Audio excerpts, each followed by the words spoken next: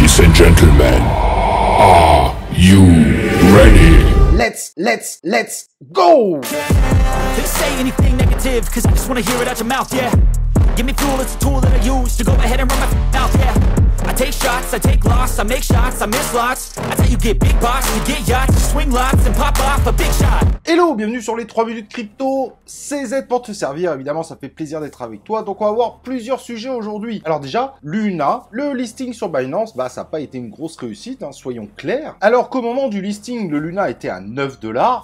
Aujourd'hui, déjà, un peu plus de 24 heures après, on n'est plus qu'à 7,33. Donc, grosse baisse. Et finalement, la crainte de voir les gens vendre du Luna, si jamais, évidemment, ils ne pumpaient pas au démarrage sur Binance, c'est avéré vrai, surtout que sur Binance, 15 millions de Luna ont été mis à disposition de leurs utilisateurs. Donc, certains vont continuer à être optimistes, d'autres vont annoncer la mort du Luna. C'est sûr que pour le moment, c'est pas joli, mais pour le moment, on verra bien ce que ça donnera à la suite. Et du coup, j'en viens à une question. Est-ce que Tron et sa crypto TRX seraient pas le prochain Luna? Et oui, ils ont sorti l'USDD, donc stablecoin algorithmique, aidé évidemment par le TRX pour son adossement, et des gains très avantageux pour ceux qui participent à l'écosystème de l'USDD. Ça ressemble quand même comme deux gouttes d'eau à notre fameux Terra Luna et son UST. C'est impressionnant. Et donc au final, ce qu'on peut voir, c'est que l'USDD, il monte en flèche. Il y a quand même plus de 600 millions aujourd'hui en USDD. Il est dans le top 100, il est 80e du coin market cap. Certes, il a un peu ralenti dernièrement, mais bon, il a plutôt été en belle montée, et d'ailleurs on voit bien le réseau Tron a été plutôt positif dans sa montée par rapport au reste du marché. Alors certes, aujourd'hui le market cap du Tron est encore largement au-dessus parce qu'on est sur du 8 milliards, mais en voyant cette USDD monter relativement vite, il y a de quoi s'inquiéter.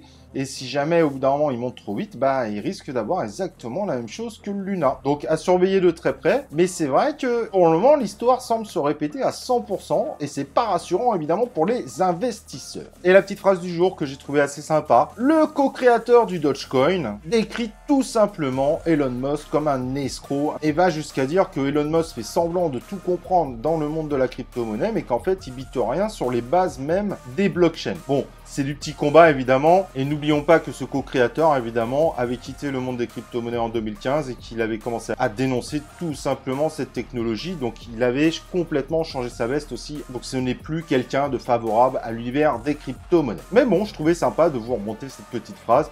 Vous en faites ce que vous voulez. En seulement une semaine, la communauté du Shiba Inu a brûlé 2,4 milliards de SHIB. Ça devrait faire plaisir évidemment aux détenteurs du Shiba Inu.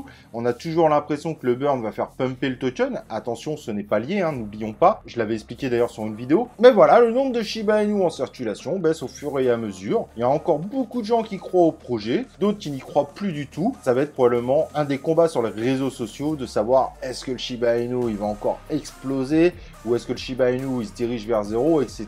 En tout cas, voilà, ça brûle. 2,4 milliards de tokens, c'est pas rien. Et donc, ça fait plaisir à la communauté Shiba Inu, ceux qui croient encore au projet. Il y a une petite alerte autour du Shiba Inu en revanche. Le nombre de Shiba Inu détenus par les grosses baleines Ethereum est passé en dessous de 11%. Ça peut paraître anecdotique, mais cela veut dire quand même que malgré tout, on est sur un token déflationniste parce qu'ils en brûlent au fur et à mesure.